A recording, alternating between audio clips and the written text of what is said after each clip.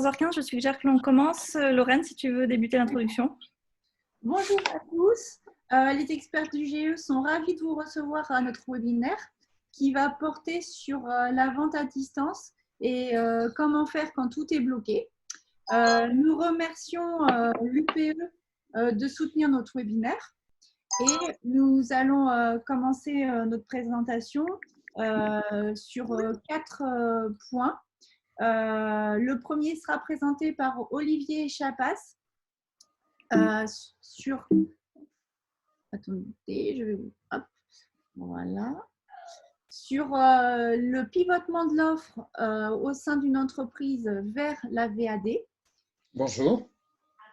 Donc, Olivier Chapas est spécialisé sur la validation des offres pour les entreprises, les démarches de certification, de l'idée jusqu'à la conceptualisation, les démarches de certification et à une entité qui s'appelle Comptoir des Savoirs. Ensuite, on continuera par Eric Descentes, qui est coach bancaire et coach de management. Bonjour. Et voilà, Eric, qui nous expliquera comment gérer ses équipes pour cette transformation interne et par rapport à ce changement que nous sommes en train de vivre actuellement. Enfin, Sandrine Julien, son entité c'est Couleur Velvet. Bonjour. Bonjour, voilà, Sandrine. Elle va expliquer comment optimiser sa communication dans la vente à distance. Et donc, nous présentera quelques petits outils pour mieux gérer en fait cette communication dans ce contexte particulier. Enfin, nous finirons par la partie juridique présentée par Marielle Waipi. Bonjour à tous. Voilà, avocate, experte et spécialisée en fait dans le développement des entreprises et l'accompagnement des entreprises depuis plus de 30 ans. Tout au long du webinaire, nous allons avoir une présentation de 15 minutes à peu près. Entre chaque présentation, nous pourrons faire des pauses de 5-10 minutes pour répondre à des questions précises par rapport à la présentation qui vient d'être faite. Et en fin de webinaire, des questions plus généralistes sur l'ensemble en fait, du programme présenté. Et donc, c'est moi-même qui suis chargée de l'animation du webinaire pour les questions. Donc, je regarderai les petites parties conversées en bas de votre outil Zoom. Ou encore, vous pouvez aussi lever la main pour dire si vous avez une question pour participer. Voilà, je suis à votre écoute. Et moi-même, c'est Lorraine Corot. Et en fait, je suis experte en responsabilité sociétale des entreprises et sur tout ce qui est système de certification qualité, environnement, sécurité. Donc, vous voyez que l'offre du GE est assez complète et on va pouvoir commencer la première intervention avec Olivier et Chapas. Peut-être juste, je me permets 2 secondes, si les spectateurs peuvent tous couper leur micro, parce que là, il y a des petits bruits de parasites, avant de laisser la parole à Olivier. Merci beaucoup. Alors, moi-même, je vais couper le mien. Donc, comme ça, il n'y a que Olivier qui aura son son. Ok, puis, super. Merci de me donner la parole. Merci de me donner la parole. Voilà, et bien on y va.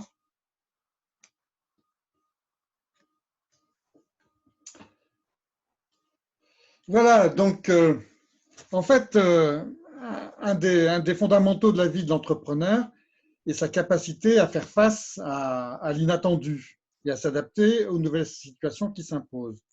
Bon, heureusement, on n'a pas chaque année un désastre comme cette année de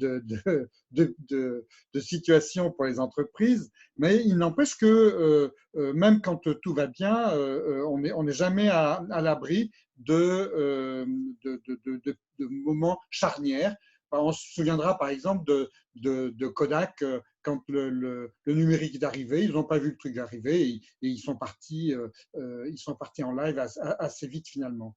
Donc la question qui se pose alors, c'est comment dans un contexte nouveau, face à là on est un petit peu en avance, bon, c'est pas grave, face au désert comment faire pour pivoter et repositionner son activité. J'écoutais hier encore à la radio des pêcheurs de Honfleur qui n'avaient plus personne dans leur poissonnerie. Eh bien, ils ont réussi à rebondir finalement. Et ce qui est intéressant, c'est que non seulement ils ont rebondi en créant un tout petit site internet sur lequel ils mettaient la pêche du matin, les gens se sont inscrits, etc. Ils ont mis au point un truc un pivot avec de la vente à domicile. Et ce que disaient ces pêcheurs, c'est que finalement, ils avaient trouvé un truc qui était très bien et qu'ils allaient le garder même après le confinement. Donc, vous voyez, la capacité de pivoter, donc c'est vraiment quelque chose qui peut aussi amener de l'innovation dans l'entreprise. Alors, on va prendre un exemple. On va prendre l'exemple, par exemple, d'un fabricant de vélo. Et un fabricant de vélo, quand tout est confiné, eh bien, c'est pas forcément une activité très, très, très évidente. Et je vais vous montrer un petit peu comment optimiser, je dirais, un pivot et réaliser un pivot de façon à retrouver une activité alors que tout semblait désespérément arrêté. En fait, la méthode que je vous propose, elle est basée sur la valorisation de vos ressources existantes plutôt que sur des investissements non programmés. Parce qu'un investissement non programmé, ça nécessite un endettement qu'il faudra rembourser ou une levée de fonds qu'il faudra partager. Alors, la méthode que je vous propose donc repose sur deux piliers qui vont vous paraître évidents, mais qui sont extrêmement importants. Le premier pilier, c'est on a ce qu'on a, mais on n'a pas ce qu'on n'a pas. Et en gros, on valorise, on fait le maximum avec l'existant et on ne rêve pas à ce qu'on pourrait faire si les choses étaient différentes. Ça, c'est un premier pilier qui a l'air comme ça un peu de l'humour, mais pas du tout. C'est une démarche fondamentale d'arriver à optimiser avec ce que l'on a sans en rajouter. Et la deuxième chose, c'est avec les mêmes pièces, on peut faire des choses très différentes. Et par exemple, vous voyez devant vous là le masque de plongée de loisirs de Decathlon que certains ont réussi à transformer en un masque oxygène. Donc, vous voyez, avec les mêmes éléments, on peut arriver à faire des choses très différentes. Alors, l'inventaire de l'existant. Donc, je vais vous proposer un parcours qui est structuré en 5 étapes. Le plus souvent à ce stade, d'ailleurs, j'utilise un logiciel qui s'appelle Stratégie et qui a été développé par Vianeo. Alors, la première étape, c'est constater l'existant. Qu'est-ce que j'ai à ma disposition? Et la deuxième étape, c'est dans cet existant, c'est identifier des briques, des fonctionnalités autonomes. L'étape 3, ça va être explorer collectivement avec son équipe en quoi et à qui ces fonctionnalités pourraient servir, sous quelle forme attendue par les clients concernés. Et vous verrez qu'il y a des tas de possibilités, en fait, dès lors qu'on fait appel comme ça à l'intelligence collective. L'étape 4, c'est parmi toutes ces idées dans lesquelles on a foisonné, on va repenser des offres pour répondre à des demandes ciblées. L'étape 5, c'est choisir parmi toutes ces offres possibles, quelles sont les plus monétisables, les plus demandées, les plus faciles à atteindre. Ensuite, on passera à faire le pivot et à changer sa communication, sa partie juridique, etc. Mais ça, on le verra tout à l'heure avec nos experts. Alors, valoriser ce que j'ai à ma disposition. À ma disposition, c'est la première chose à faire. Et en fait, dans cet inventaire, l'expérience m'a montré que beaucoup d'entreprises n'avaient pas idée de la richesse de ce qu'elle avait comme ça potentiellement, qui n'était pas du tout exploité, mais qui était là et qui attendait finalement des utilisations. Et faire l'inventaire de ces ressources est extrêmement riche pour l'entreprise. En fait, si vous voulez, c'est un peu identifier quelles sont les cellules souches, c'est ce qui fait son identité. Alors, on va essayer de voir ces équipes de production, est-ce qu'elles savent faire, ces équipes de conception et leur expérience, ces commerciaux et leur connaissance du terrain, sa légitimité, sa culture d'entreprise, sa réputation et la richesse de son carnet d'adresses et de sa diversité non exploitée.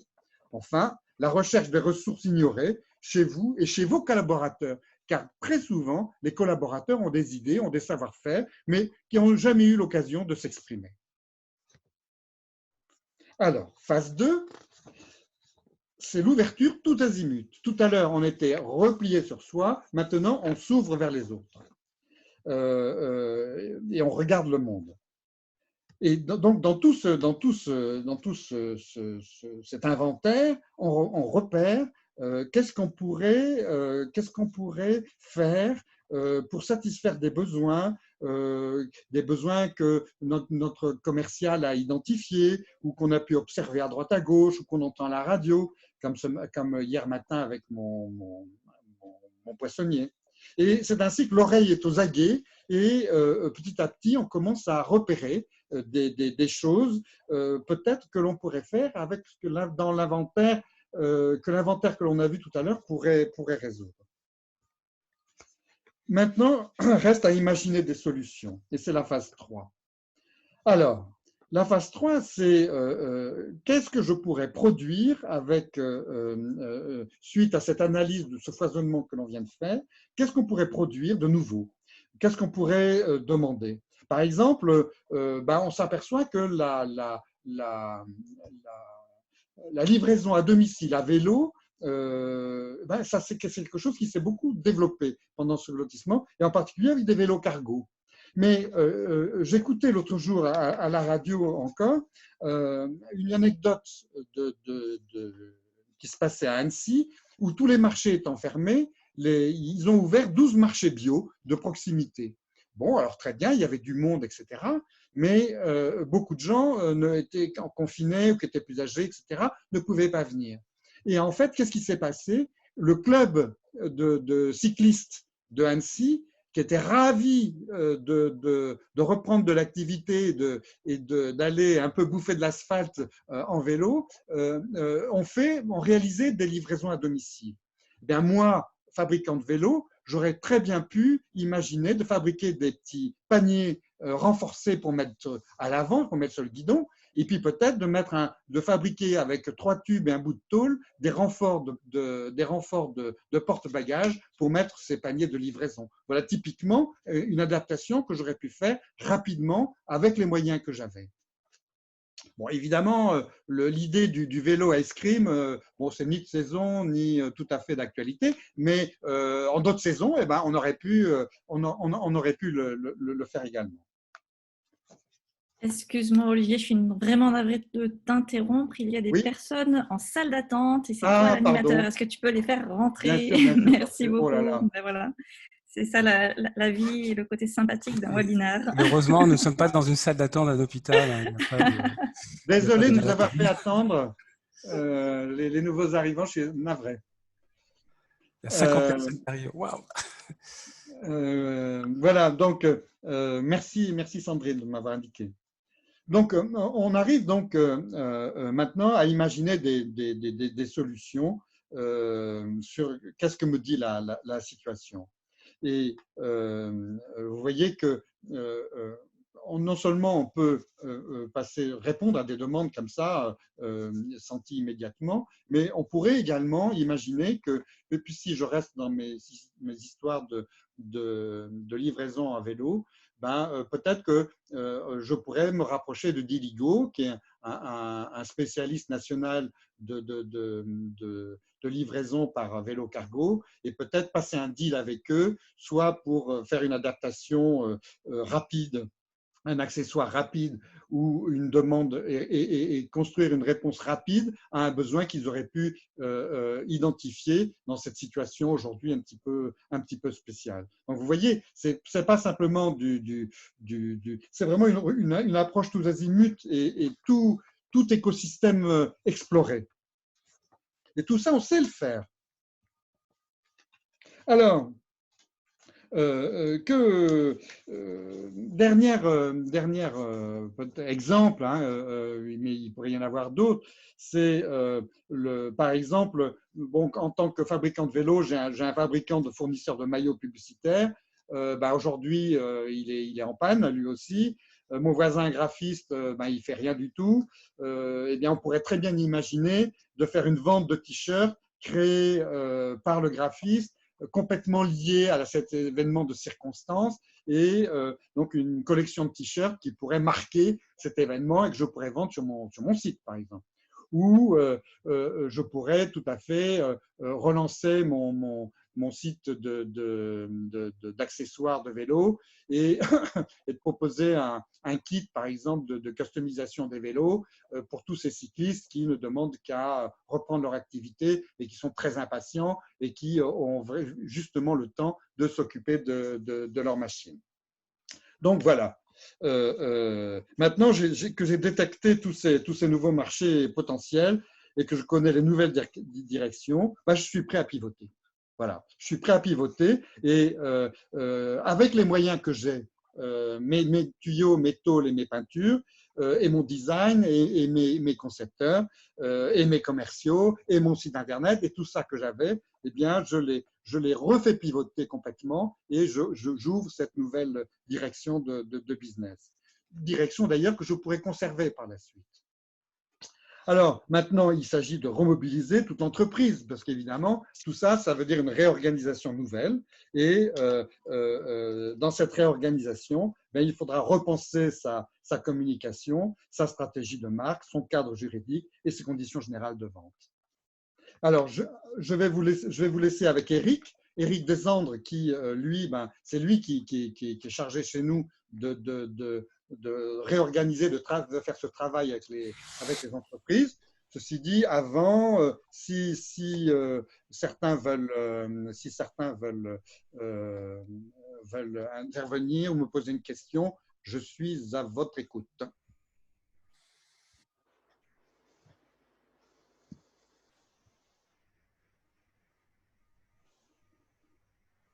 Non, pas de questions. C'est soit que j'étais très clair, soit que j'étais pas du tout clair. Alors, je crois qu'il y a Laurence qui veut parler, mais elle a coupé son micro. Ah. Laurence, on t'entend pas. Laurence, le micro, je vais la activer. Ah oui, tu as désactivé. Non, j'ai désactivé rien. Non. Voilà, activé. À toi, Laurence. Laurence, tu veux nous dire un mot? Laurence, il faut que tu réactives ton micro en bas à gauche. En bas à gauche. Bon, ça, c'est toujours les côtés rigolos de la technique. J'ai essayé de l'activer en haut à gauche, et en fait, c'est en bas à gauche. Vous m'entendez ou pas? Oui, Laurence. Bonjour, Laurence. Bonjour, Marielle. Je n'ai pas eu le temps de te saluer. Tout va bien. Bonjour. Oui. En fait, ce que je me posais moi comme question, c'est vous parliez tout à l'heure d'un logiciel qui aidait. Voilà, si vous pouviez nous en dire un petit peu plus sur ce logiciel. Oui, en fait, c'est un logiciel que j'utilise, mais qui est un logiciel donc de professionnel qui permet de poursuivre tout le cheminement de la démarche de pivot pas à pas et qui permet de consolider toutes les informations. Donc, c'est une approche très systémique en fait du pivot et qui va permettre d'organiser chaque information, la mettre au bon endroit dans le dispositif. D'accord. C'est un logiciel qui est manipulé par le consultant et qui demande une formation particulière. Ok, merci. Mais je suis très ouvert à en parler avec vous. À la fin, vous aurez notre mail et la possibilité on pourra en parler, si vous voulez. Ok, merci.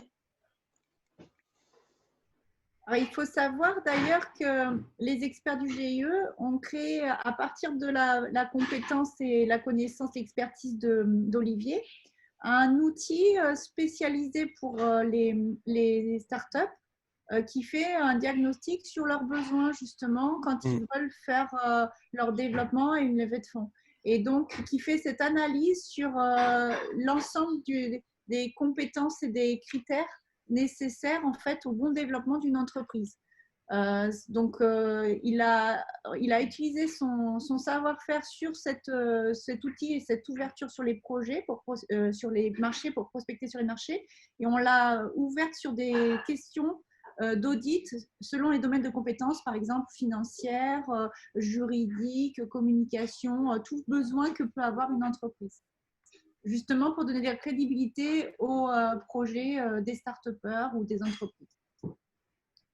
Peut-être une autre intervention ou on passe à celle d'Éric?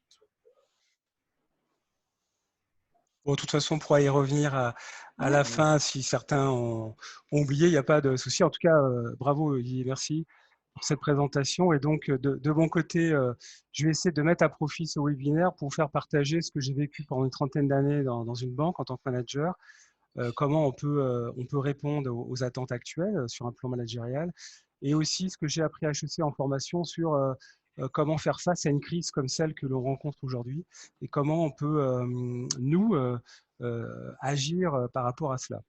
Donc, deux concepts où je vais essayer en toute humilité de vous éclairer.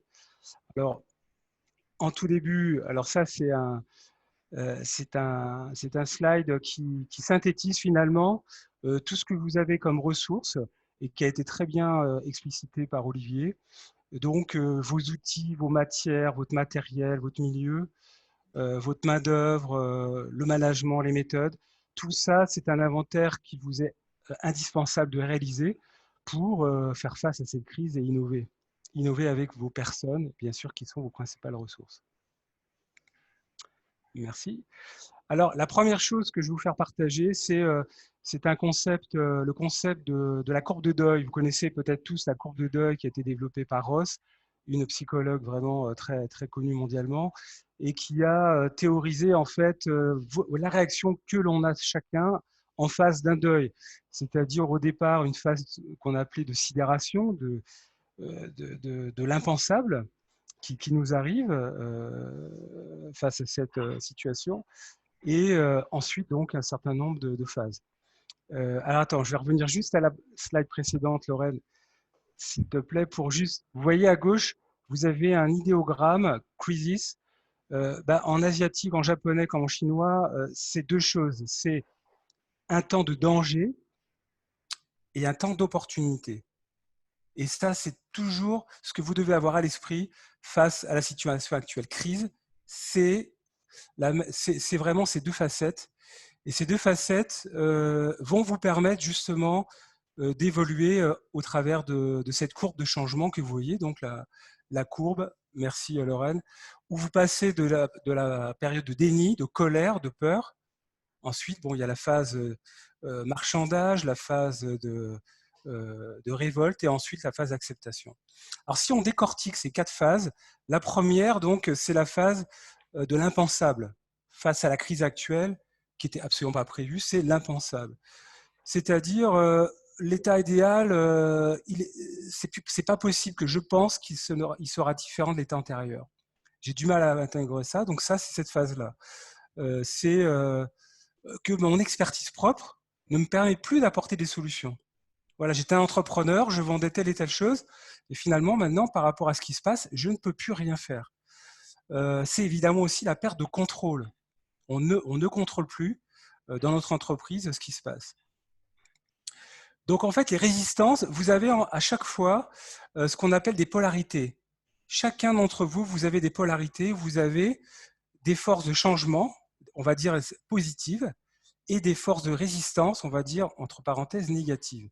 Et ces résistances, j'en ai trouvé plusieurs, comme par exemple, aller trop vite dans la solution sans faire de diagnostic de la situation. Ça, c'est peut-être un des dangers que vous pouvez avoir actuellement face à la crise actuelle, aller trop vite pour dire « ouais, bon, c'est ça qu'il faut que je fasse » et je fonce. Donc, ça veut dire s'ouvrir à la complexité et non pas, bien sûr, rester dans un schéma trop simpliste. La deuxième phase, Lorraine, merci, c'est la phase de l'impossible face à cette crise. C'est impossible que je change, je ne peux pas changer. impossible de changer mes valeurs, impossible de s'appuyer sur les preuves passées, c'est-à-dire ce qui ont forgé mon expérience et ont conduit mon expertise. Alors, les résistances que vous pouvez avoir pendant cette phase-là, c'est étouffer la diversité parce que c'est trop compliqué. Donc, vous avancez tout seul sans les autres. C'est également utiliser la contrainte pour homogénéiser, c'est-à-dire vraiment utiliser ça pour faire tout comme un seul homme. C'est également le consensus pour éviter la complexité. Bon, on est tous d'accord, on va faire ci, on va faire ça, on va y aller. Et enfin, c'est simplifier et réduire le champ de la crise. Et là, bon, vous avez des exemples malheureusement comme Trump, comme le Brésil ou comme d'autres qui ont fait une phase de déni. Il y en a toujours un au Brésil qui est toujours d'ailleurs dans la phase de déni, malheureusement. Et puis après, même quand on est encore dans l'impossible, il y a des choses vraiment très, très difficiles à faire avancer. Donc je ne pense pas que vous soyez encore les uns et les autres dans cette phase-là. En tout cas, certains dans le monde y sont et des hommes politiques au premier plan y sont encore. Donc dans cette phase-là, il faut regarder autant le futur que le présent et autant l'extérieur que l'intérieur dans votre écosystème. Troisième temps, eh bien, vous êtes dans la phase basse de la courbe de changement, c'est là où vous rebondissez et donc vous êtes dans la phase de l'acceptation. Dans l'acceptation, le risque, c'est quoi? C'est de repousser la décision sous prétexte d'un manque d'information. Ça, c'est peut-être un des problèmes numéro 1 que vous pouvez rencontrer. Regardez le gouvernement, par exemple, je sais pas, je vous donne un exemple, Raoult, la chloroquine. Certains peuvent se dire, bah non, on va attendre encore 2 mois, 3 mois pour être sûr que ça risque rien, et puis on va attendre. Alors que peut-être il serait possible de le proposer donc à des personnes sous prescription médicale et on pourrait sauver des vies en amont. Un autre risque, c'est fuir dans l'action et l'agitation, pensant que le problème se résoudra de lui-même. Ben ça, voilà, ça dépend donc de votre état d'esprit, de votre tempérament, si vous êtes hyperactif ou non, enfin, en fonction de vous êtes là. L'acceptation, voilà, le problème, c'est d'aller à la rencontre de l'inconnu. Vous êtes sur quelque chose qui n'est pas connu, on vit actuellement. On ne sait pas si le 11 mai, on va être déconfiné, on ne sait pas encore exactement qui à l'école, comment ça va se passer. Et beaucoup de gens n'aiment pas ça, donc en plus en France, beaucoup de critiques en disant non mais c'est pas possible, etc. Et donc là, chacun doit faire un travail sur lui-même pour justement affronter cette situation et dépasser cette étape. Et donc là, l'idée c'est de s'appuyer sur l'énergie de la tristesse pour transformer. Pourquoi la tristesse? Parce que c'est un rapport aussi à la courbe de deuil, c'est le côté un peu nostalgique qui vous ramène à la situation d'avant-crise, où vous étiez dans vos zones de confort. Enfin, la dernière phase, c'est la phase de la création, là où tous les champs du possible sont donc ouverts. Il y a une mobilisation sur un projet collectif, il y a des énergies donc renouvelées, et il y a un travail de synergie. Donc les résistances, là, c'est d'écarter l'équipe et de travailler tout seul. De se dire, bon, je connais la solution et je fonce. C'est d'oublier que les hommes ont besoin de s'approprier le projet. Vous avez des collaborateurs qui sont encore en résistance. Vous êtes dans la phase d'action. Ben non, vous n'êtes pas sur les longueurs d'onde. Il faut accepter cette résistance et donc la prendre en compte pour mieux l'intégrer et en faire une force.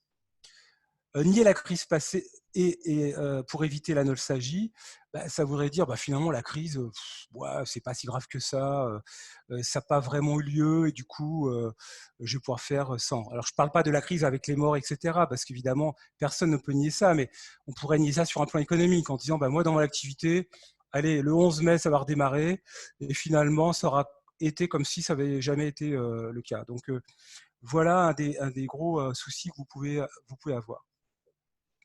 Donc, il faut inclure les autres. C'est un travail d'inclusion que je vous recommande de faire. Plus vous serez dans l'inclusion avec les autres, plus vous arriverez à surpasser ce résultat grâce à un travail collectif. Alors, ce que je vous propose maintenant, bon, ça c'est l'expérience qui parle dans le management. Alors, Lorraine m'a appris d'ailleurs ce que je ne connaissais pas, que ça s'appelle la roue de Deming, merci. Cette roue, en fait, ça s'inscrit sur un schéma qui est plan, do, check et act. Donc, plan, eh bien, c'est faire un diagnostic, un état des lieux et d'établir une nouvelle stratégie.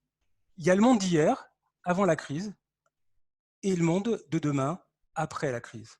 Vous ne pouvez pas travailler demain sans avoir fait un diagnostic là-dessus. Ça veut dire au départ de vous faire des objectifs SMART. Donc vous voyez sur un petit peu sur la gauche SMART, les objectifs SMART, c'est des objectifs donc qui sont extrêmement précis, qui sont mesurables, qui sont atteignables et donc qui vous permettent de vous projeter pour arriver à atteindre cet objectif. Ensuite, un travail très important que vous avez à faire, c'est dans la partie do. C'est ce qu'on appelle l'analyse SWOT. SWOT, c'est force, faiblesse, risque, enfin les menaces et les atouts que vous avez, les opportunités. Donc, c'est à vous de faire l'inventaire avant la crise de ce que vous aviez comme force et faiblesse, comme risque et comme menace, et qu'est-ce qui vous permet maintenant de vous projeter dans l'après. Quelles sont les nouvelles menaces que vous avez? Quelles sont les nouvelles opportunités, comme la vente à distance dont on parle aujourd'hui? Quelles sont les faiblesses nouvelles qui apparaissent et quelles sont les forces? Ensuite, le check, les KPI. Les KPI, ce sont les objectifs que vous allez vous assigner, les indicateurs d'activité qui vont vous permettre de voir en termes de clignotants si vous êtes dans le chemin ou pas. Et enfin, acte, c'est à la fin de faire un point complet où vous en êtes. Où j'en suis, qu'est-ce que j'ai réussi à faire. Et ça, c'est un travail d'équipe. C'est une révision de vos stratégies pour améliorer ensemble avec votre équipe donc les actions, le plan d'action que vous avez pu réaliser. S'il y a des choses à éclaircir, on pourra le voir à la fin. Alors, comment mettre ça en liaison avec ce qui nous arrive? Donc, encore une fois, je le rappelle, dans cette courbe de changement, on est face à une crise qui nous impose un changement de paradigme. Deux exemples que j'ai voulu donner, c'était à Pâques. Je connais bien un boulanger donc, qui est le boulanger Palin, qui est donc à Vence. Et lui, il a essayé de faire avec en faisant de la livraison, en faisant sur son site internet des infos et indiquant aux gens, notamment des gens en difficulté, écoutez, si vous voulez commander des œufs, du chocolat, je suis là. Et donc, il a fait une livraison à domicile et aussi par point relais. La distribution également est un exemple actuellement d'agilité par rapport à la situation. Et sur l'autre slide, voilà, merci. Je voulais donner l'exemple de Carrefour Saint-Isidore où vous avez la possibilité pour tous les agriculteurs locaux de vendre leurs produits sans négociation de prix par le supermarché. Alors avec un avantage vraiment, c'est de faire jouer à fond la carte locale, c'est bien. Avec le risque en termes d'image, bien sûr, de revenir à l'état antérieur une fois que la crise est passée. Et vous voyez bien que là aussi, si Carrefour revient à l'état antérieur avec des produits d'Espagne, par exemple, et il fait moins marcher les produits locaux pour des raisons de marge, il risque là de payer peut-être cher par rapport à l'image qu'il donnera vis-à-vis de ses clients. Vous avez une autre forme, Rapidol, qui est actuellement une application qui est assez sympa pour permettre donc à des commerçants de faire du click and collect. Alors, c'est pas forcément la panacée parce que ça coûte des sous quand même, mais c'est aussi quelque chose quand même qui est une réponse agile à la crise que l'on traverse. Là, j'ai voulu donner trois exemples emblématiques. Primark, qui est une chaîne énorme que vous connaissez. Il y en a donc à Cannes-sur-Mer, donc à Polygone, Riviera, merci. Et ils font que du physique. Ils font pas de vente à distance, ils font rien.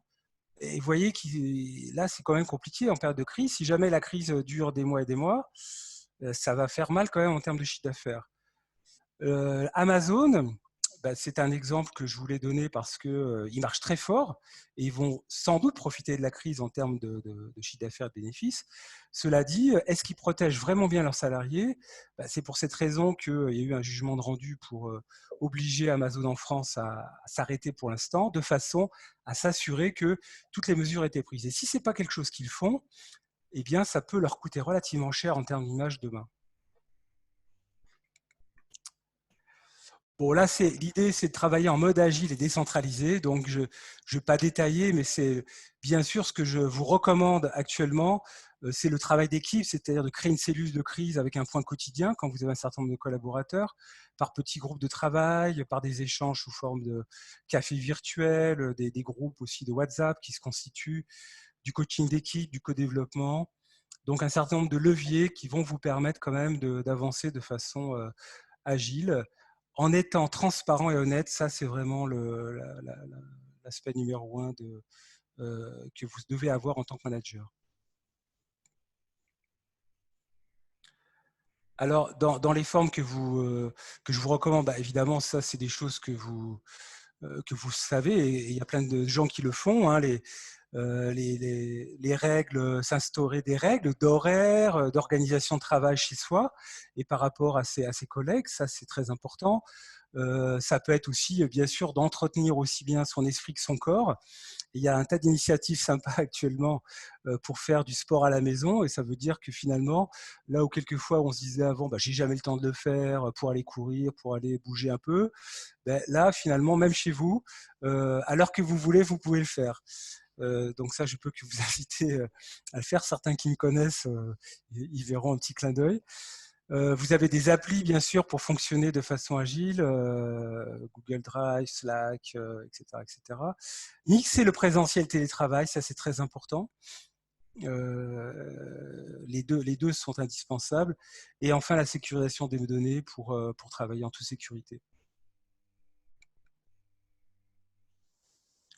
Alors là, c'est un slide un peu rigolo sur notamment les pièges à éviter.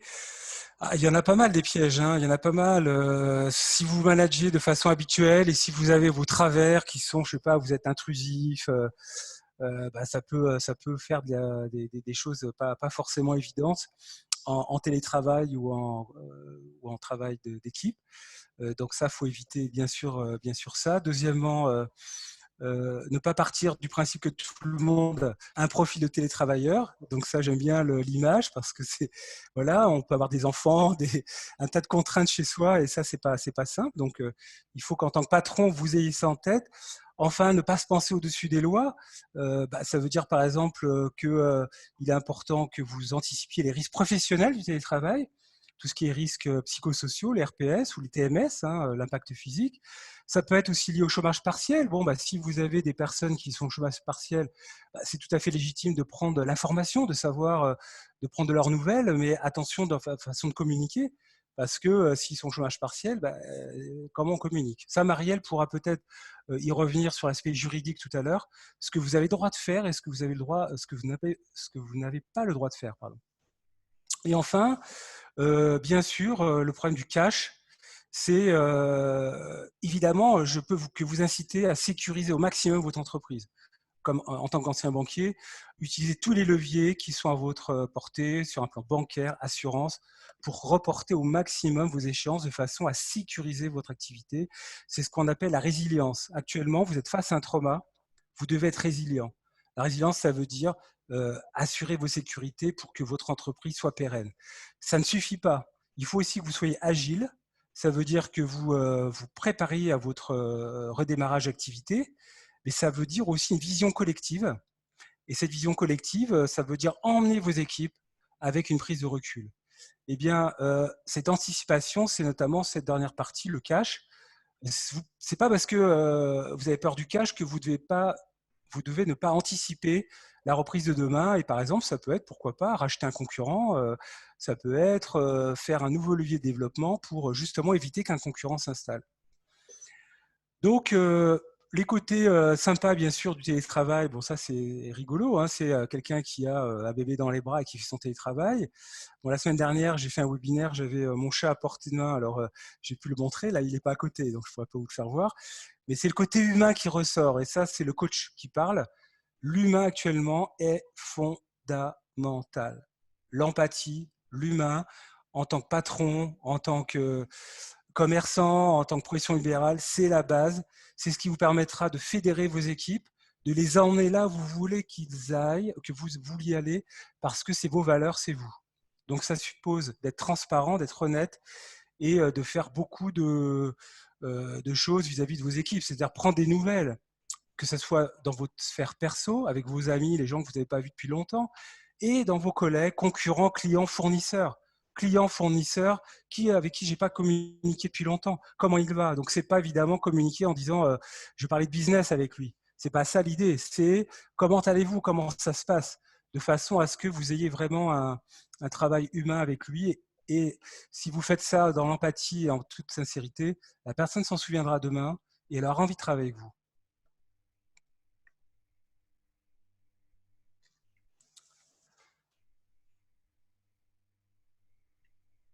Alors, je crois que c'est un des derniers slides. Les changements impératifs dans ces pratiques managériales, ça veut dire actuellement tout simplement ne pas être le superviseur qui contrôle et tout, qui fait attention à tout. Ça doit être quelqu'un qui est un coach en appui de son équipe. C'est ce que j'ai dit, l'empathie, la bienveillance, l'humain. Et ça nécessite que vous soyez un leader aligné. Aligné, ça veut dire je suis aligné avec ce que je pense, donc c'est ma tête, ce que je ressens, c'est-à-dire le cœur, les émotions, et la main, c'est-à-dire l'action. Donc chacun d'entre vous, faites le test, savoir si vous êtes aligné. Voilà. Je suis aligné entre ce que je pense, ce que je ressens et ce que je fais, comment j'agis. Et si vous arrivez à vous poser cette question, voilà, comment je suis un leader aligné et quelles sont les valeurs que je véhicule, comment je peux les décrire en quelques mots, eh bien, faites chacun ce travail-là de réflexion pour pouvoir justement voir si vous êtes en phase avec la crise actuelle. Donc, s'il y a des questions, écoutez, je peux y répondre tout de suite. Sinon, on le verra à la fin de ce webinaire, puisque la troisième partie de ce webinaire, ça va concerner Sandrine Julien pour tout ce qui concerne le branding en matière de vente à distance. Alors, pour les questions, je me permets de préciser, n'hésitez pas à les écrire directement dans le chat en bas à droite, ou alors si vous cliquez en bas sur l'icône participant, vous avez une colonne qui s'ouvre à droite et en bas à droite, vous avez un petit bouton lever la main, vous avez une petite main de couleur bleue. Ça permet vraiment à l'animateur de savoir qui souhaite facilement poser une question et vous donner la parole. Ok, Sandrine, à toi. Ok, si pas de questions pour Eric. De toutes les manières, les questions-réponses, il y aura encore une salve à la toute fin, s'il y a des questions qui surviennent pour Olivier, Eric et moi-même plus tard. Ok. Lorraine veut parler, mais on ne l'entend pas. Oui, donc je voulais juste, il y avait une petite question dans la conversation sur l'outil Zoom qu'on est en train d'utiliser. Donc, effectivement, comme Sandrine, comme ça a été précisé, il y a eu des risques de sécurisation et tout ça. Il faut choisir des outils adaptés à votre entreprise et votre confidentialité et favoriser ce qui est VPN, donc des accès sécurisés en fait pour vos collaborateurs. Pour pas qu'il y ait des transferts de données peut-être contraignants pour l'entreprise par la suite. Un autre outil qui est peut-être plus sûr et qui a une sorte de plateforme où vous pouvez collaborer avec vos équipes, c'est Teams. Donc, c'est vrai que Zoom a été…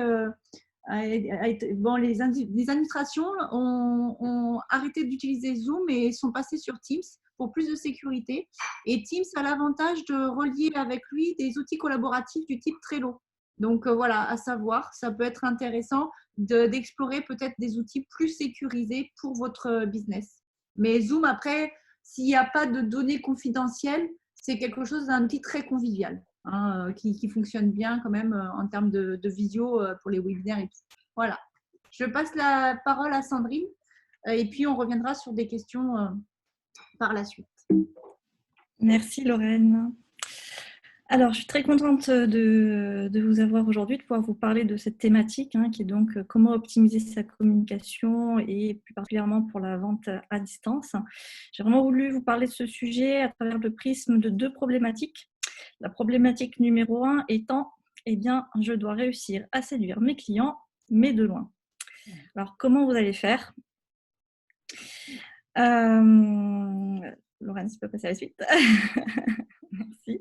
Parce qu'effectivement, les soucis qui se posent à vous, c'est que vos clients ne vont plus pouvoir voir, sentir, toucher vos produits. Si vous aviez des vendeurs, ils ne sont pas forcément là pour les conseiller.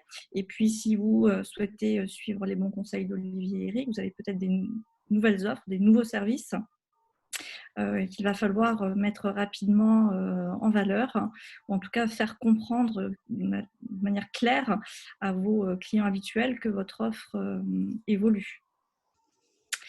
Alors, pour faire tout cela, je considère que votre meilleur allié s'appelle le branding.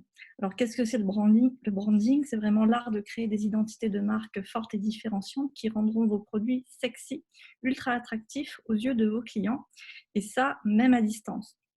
Pour illustrer ce qu'est le branding, j'ai mis l'exemple de Nespresso, qui, il y a déjà quelques années, a complètement réinventé ce qu'est le café. Pourtant, ce qu'il y a dans votre tasse, c'est toujours la même chose, mais aux yeux de la communication, plus vraiment. Ils ont fait cette révolution uniquement grâce à du branding. Donc, je vous ai mis un petit lien vers comment ils présentent sur leur site e-commerce l'achat des capsules. C'est un cas d'école qui est assez intéressant à aller voir. Donc, concrètement, vous allez devoir on va dire, rendre sexy cette nouvelle offre, ce nouveau produit par l'image, par les mots ou par des actions. Et bon, alors, quelles images, quelles actions et quels mots pour définir tout ça de manière très claire, très précise, très argumentée et très efficace. Je vous suggère vraiment de mettre en place un outil que l'on appelle la plateforme de marque. Concrètement, cet outil, cette plateforme de marque, toutes les entreprises, toutes les marques devraient l'avoir déjà fait. Mais de mon expérience, j'observe qu'en réalité, 9 fois sur 10, soit ce n'est pas fait, soit pire que ça, on pense l'avoir fait, mais en réalité de manière très superficielle. Et donc, en ce qui me concerne, je considère que c'est presque contre-productif. Alors, dans la plateforme de marque, il y a plusieurs paramètres, plusieurs éléments qui doivent y figurer. Là, pour aujourd'hui, je vais vous parler vraiment des 3 grands points, des 3 grands piliers de la plateforme de marque qui sont incontournables. Hein, si vous devez vraiment en faire une, concentrez-vous en priorité sur ces 3 points. Premier point, ce sont tout simplement les portraits robots de vos clients. Parce que lorsque vous allez communiquer, comment dire, vous ne communiquez pas pour vous faire plaisir, pour vous convaincre vous-même, pour convaincre vos clients et vos futurs clients. Donc, c'est extrêmement important de savoir en détail à qui vous parlez, quelles sont leurs problématiques au quotidien et comment vous allez pouvoir tout simplement répondre à tout ça. Donc, le petit terme technique en marketing, ce sont les buyer personas. Vous irez voir, je vous ai mis dans mes slides quelques petits mots-clés comme ça. Ça vous permet aussi ensuite d'aller faire vos propres recherches pour approfondir le sujet. Donc, les buyer personas, c'est vraiment ces portraits robots. Voilà, une personne, elle a un sexe, elle a un nom, elle a un statut social, elle a un type de métier. Est-ce qu'elle a des responsabilités ou pas? Quelles sont aussi ses habitudes d'achat? Là, en particulier pour notre sujet d'aujourd'hui, quelles sont ses habitudes d'achat en ligne?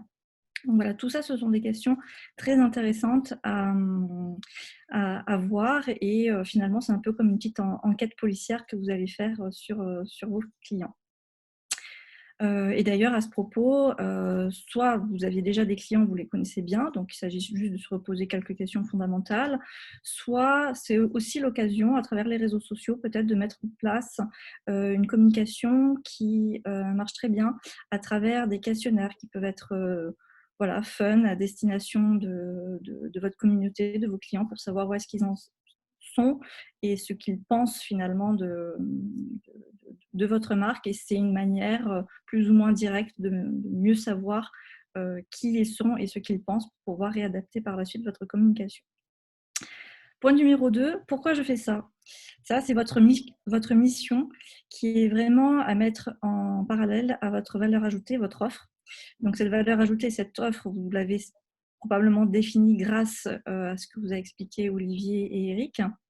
Mais maintenant, il s'agit vraiment de la formuler de manière très claire et précise et de manière audible vis-à-vis de ces clients, de ces fameux portraits robots que vous venez de dresser. Donc là, vous voyez bien le lien extrêmement important à réaliser, la connexion entre ces 2 points. Et puis, troisième point qui lui aussi doit être extrêmement connecté avec les 2 premiers, c'est finalement comment vous allez réaliser cette mission auprès de vos fameux buyer personas. Donc là, c'est en lien avec les fameuses valeurs de l'entreprise. Donc là, cette notion de valeur, on en entend énormément parler, c'est vu et revu en communication. Et pourtant, j'insiste encore très lourdement parce que puisque c'est une notion dont on parle souvent, voilà, on sait qu'on doit se pencher sur ses valeurs. Généralement, on le fait, mais on le fait de manière très superficielle. Dans mon expérience, je vois souvent des valeurs telles que l'écoute, la bienveillance. Ouais, bon, bah, ok. J'ose espérer que vous êtes à l'écoute et bienveillant auprès de vos clients. Donc là, il s'agit vraiment, grâce à toutes les questions que vous allez vous poser à travers cette plateforme de marque, de définir vraiment, vous, quelles sont vos valeurs et comment vous réalisez cette mission. Et je préfère à la rigueur, et c'est d'ailleurs c'est pas du tout un handicap, au contraire, que vous mettiez vraiment en valeur une seule valeur plutôt que de s'obliger, comme on voit souvent, à avoir 3 valeurs dans son entreprise. Donc voilà, ça ce sont vraiment les 3 piliers incontournables à mettre noir sur blanc, faites cet exercice. Pour réussir, une fois que vous aurez fait ça, finalement, vous allez voir, peut-être que là, tout de suite, ça vous paraît un peu confus, mais lorsque vous aurez vraiment mis au moins, à minima, ces 3 points noir sur blanc sur un papier, faites cet effort-là, eh bien, vous verrez finalement que de manière logique, apparaîtront des choix communicationnels qui seront beaucoup plus uniques et on va dire moins bateaux que ce que vous pouvez peut-être voir ou ce que vous pouviez peut-être faire auparavant. Donc ça vous permet de définir finalement des axes d'une image de marque qui est plus originale, cohérente et efficace. Donc ça permet vraiment de faire des choix pour votre identité visuelle, votre ligne éditoriale et les actions marketing, hein, c'est-à-dire les visuels, les mots et les actions dont je parlais précédemment. Cet exercice, je pense qu'il est important à faire à plusieurs. Soit avec un professionnel de la communication si vous pouvez, soit si vous avez des associés, vos équipes, incluez-les. Hein, comme disait Eric tout à l'heure, ça peut être aussi un exercice que vous pouvez faire avec eux. C'est super important. Ou alors, comme je disais tout à l'heure, incluez aussi peut-être votre communauté, vos clients que vous avez par ailleurs, comme je disais tout à l'heure, avec des questionnaires. La problématique numéro 2, bien, vous devez faire savoir que vous avez pivoté, mais plutôt rapidement et tant qu'à faire sans un gros budget.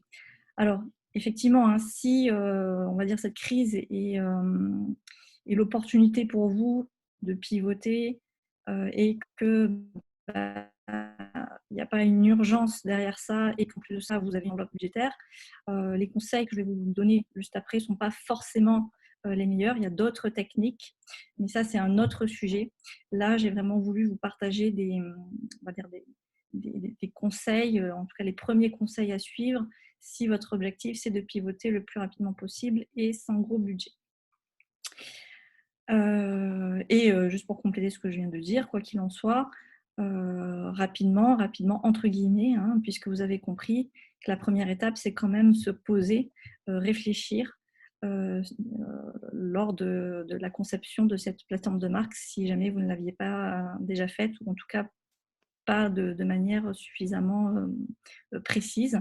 Et d'ailleurs, c'est un peu aussi ce que disait Eric dans son intervention juste avant, où il disait qu'un des dangers, c'était de faire les choses dans la précipitation. Donc là, je le rejoins complètement sur ce point-là. Alors, le faire savoir rapidement son gros budget. Donc, on parlait des visuels. Donc là, en réalité, je pense que le homemade dans cette situation de confinement n'est pas un handicap. Par exemple, pour les vidéos, qui aujourd'hui est un outil, un vecteur de communication qui marche extrêmement bien. Précédemment, avant le confinement, on n'osait peut-être pas forcément passer le cap de faire une vidéo parce qu'on est assez exigeant avec soi-même. Voilà, que ça demande de l'organisation, on a peur d'être jugé sur l'image que l'on va refléter à travers une vidéo. Et bien là, peut-être que c'est l'opportunité justement de passer le cap, puisque personne ne vous reprochera, par exemple, de ne pas avoir un studio vidéo chez vous et de tenter des choses tout simplement. Si vous avez des objets, ce sont des produits physiques, à vendre, eh bien, vous pouvez aussi vous essayer aux techniques de pack shot, c'est un petit peu dur à dire, et de flat-lay. Je vous ai mis, comme je disais tout à l'heure, ces mots-clés-là pour que vous allez voir, parce qu'il y a pas mal de tutoriels sur la question pour vous apprendre à faire ces visuels par vous-même. La règle d'or, c'est vraiment la simplicité. Vous ne compliquez pas la vie si vous êtes amené à réaliser ces outils visuels-là. Donc, vous voyez, c'est faisable avec, on va dire, du matériel de base et une feuille de papier et un mur blanc.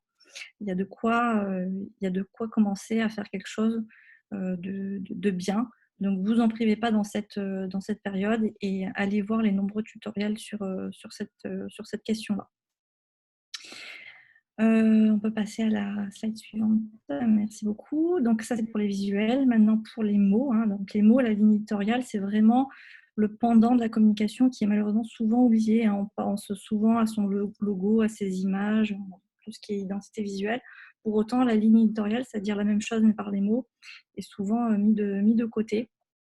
Donc là, peut-être qu'en réalité, c'est ce que vous allez devoir, à mon avis, renforcer le plus dans cette période, puisque vous avez vu que pour les visuels, vous allez être peut-être un petit peu limité. Par contre, pour les mots, vous pouvez y aller. Donc l'idée, c'est de bien définir son ton et de garder vos positions. C'est pas parce que effectivement on est en train de connaître une nouvelle ère que vous devez changer votre façon d'être et de communiquer. Donc gardez vos positions. Par contre, vous pouvez en profiter pour compléter votre vocabulaire. De toutes les manières, si votre offre ou vos services ont évolué, eh bien, il faudra faire évoluer ces mots de vocabulaire avec. Et quant au style, le mieux, c'est toujours de rédiger de façon simple, court, concret, cohérent et humain. Encore une fois, je reviens, encore merci pour l'intervention d'Olivier et Eric, ils en ont parlé et c'est tout à fait ça. Donc, si vous deviez retenir ces 5 adjectifs, c'est super important pour vous lancer dans une ligne éditoriale efficace. Et puis, le site internet reste toujours je le dis souvent, le pivot de votre communication. C'est vers là, finalement, où vous allez rediriger vos prospects pour qu'ils en sachent un petit peu plus sur vous, qu'ils passent à l'action et peut-être même que cette action, ce sera carrément un achat en ligne. L'erreur, ce serait d'ajouter des couches et des couches à un site internet qui est existant. Parce que comme on l'a dit, vous avez peut-être une nouvelle offre, un nouveau service et vous allez vouloir le proposer. Donc, ne le rajoutez pas comme ça, tel quel, en plus sur votre site internet. Pour autant, vous n'avez peut-être pas le temps ni les moyens de refaire un site internet. Donc là, la première chose à faire en réalité, c'est faire un point sur l'existant et faire un gros coup de ménage, de dépoussiérage sur l'existant. Puis ensuite venir ajouter les nouvelles offres de manière légère et bien structurée. Voilà pour mon conseil sur le site internet. Et puis, pour le faire savoir, parce que là, finalement, j'ai beaucoup parlé de stratégie, de préparatifs qui sont fondamentaux. Mais maintenant qu'on s'est bien préparé, il faut vraiment le faire savoir. Là, pour le coup, à mon avis, il n'y a qu'une seule solution, c'est réseaux sociaux à fond, s'appuyer sur la force de son réseau et de ses équipes. Donc, travaillez votre personal branding parce que c'est vous qui portez votre marque, c'est vous qui allez rendre visible votre page d'entreprise. Vous allez peut-être faire ce qu'on appelle des showcase pages, c'est-à-dire des pages qui sont un peu des sous-pages à votre page d'entreprise pour présenter vos nouveaux produits. Donc, si vous faites juste ça, ces pages sont un peu invisibles à l'heure actuelle. Pour les rendre visibles, finalement, c'est vous, c'est votre communauté, c'est votre réseau qui allez devoir agir. Donc, pour optimiser cette efficacité, il faut absolument travailler votre personal branding, c'est-à-dire que le travail de branding que vous avez fait pour votre marque, pour vos produits, faites-le aussi pour vous-même. Et en réalité, il faut que vous soyez complètement cohérent avec votre marque. Donc, il faut que l'image que vous, en tant que personne physique, vous reflétez, soit tout à fait à l'image de votre entreprise et de vos produits.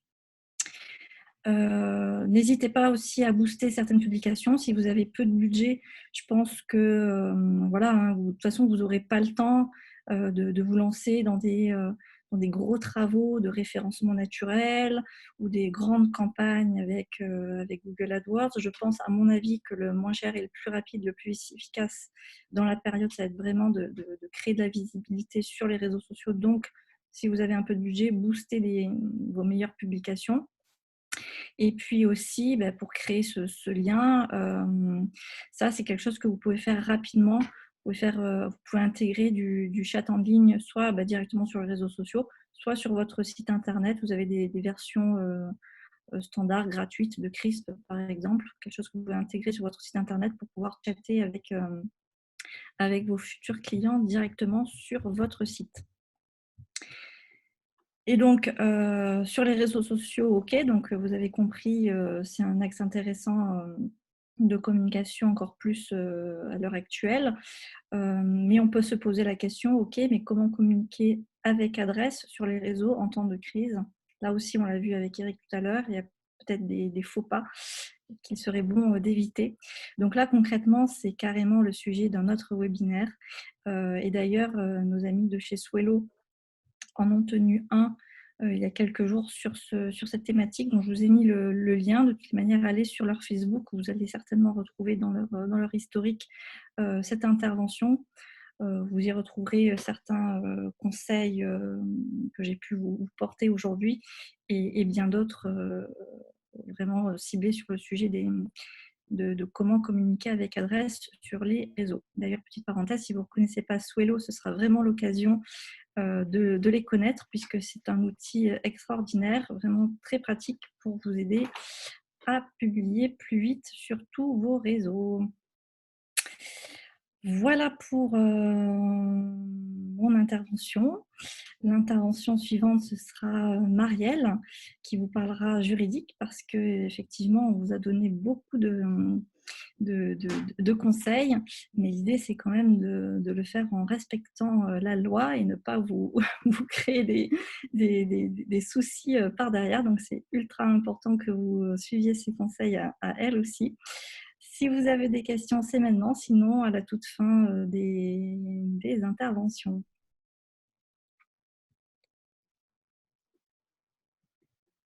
Lorraine, tu vois des questions apparaître? Oui. Non, je ne crois pas. Je n'ai rien vu sur la conversation. Donc, on va pouvoir continuer s'il n'y a pas.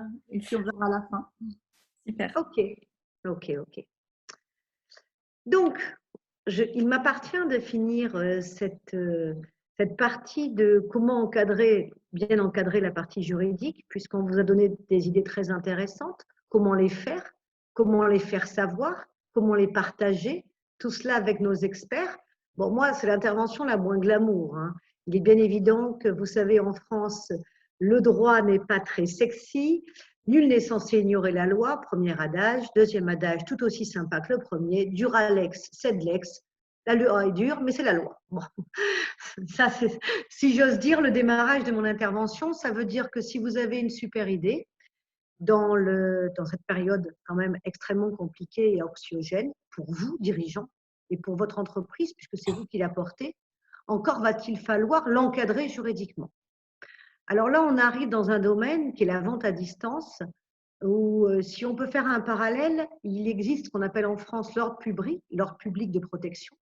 Et nos lois, notre législation depuis toujours, a considéré que certaines catégories de population ou de catégories de groupes d'entreprises devaient être super protégées. Vous le savez pour certains, les locataires qui ont une position avec les lois depuis 30 ans extrêmement protectrice.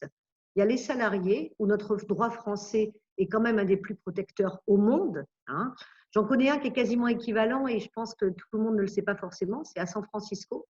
Le droit du travail à San Francisco, et comme ça se passe là-bas par État, est quasiment aussi protecteur qu'en France. Donc, j'étais très étonnée quand j'ai appris ça, mais sinon, on est un des droits les plus…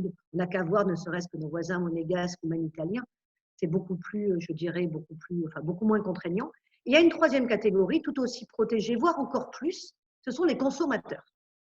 Donc là, on va arriver à toucher cette catégorie de population que sont les consommateurs Et vous, qui nous écoutez aujourd'hui, vous êtes des chefs d'entreprise.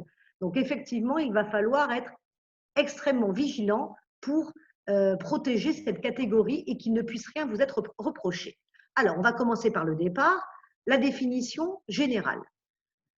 C'est un article de loi qu'il prévoit, donc là aussi, pas beaucoup d'improvisation. Hein. Tout contrat conclu entre un professionnel et un consommateur, dans le cadre d'un système organisé de vente ou de prestation de services à distance, sans la présence physique simultanée du professionnel et du consommateur, par le recours exclusif à une ou plusieurs techniques de communication à distance jusqu'à la conclusion du contrat. Voilà, donc là, la loi, quelquefois les articles ne sont pas très bien rédigés, mais là, on comprend très bien. On comprend très bien qui est ultra protégé, c'est le consommateur. Quelle est la vente entre qui et qui? Un professionnel d'un côté, c'est donc vous qui assistez à ce webinaire, et un consommateur. Avec quelle méthode? Des méthodes qui ne soient pas en présentiel. Hein. Voilà, donc une fois qu'on a dit ça, il va falloir savoir que l'intervention va comporter quasiment 3 grandes masses. Après, je ferai une aparté sur ce qu'a proposé Eric et j'en suis d'accord. Si par hasard j'oublie, vous me le redirez. Et je ferai un petit clignotant au niveau de la vente de nature à induire en erreur. Donc, vous allez avoir une information avant le contrat. Vous allez avoir des règles applicables pendant le contrat. Et vous allez avoir des règles encore applicables après le contrat. Sachez que les plus importantes, c'est avant le contrat.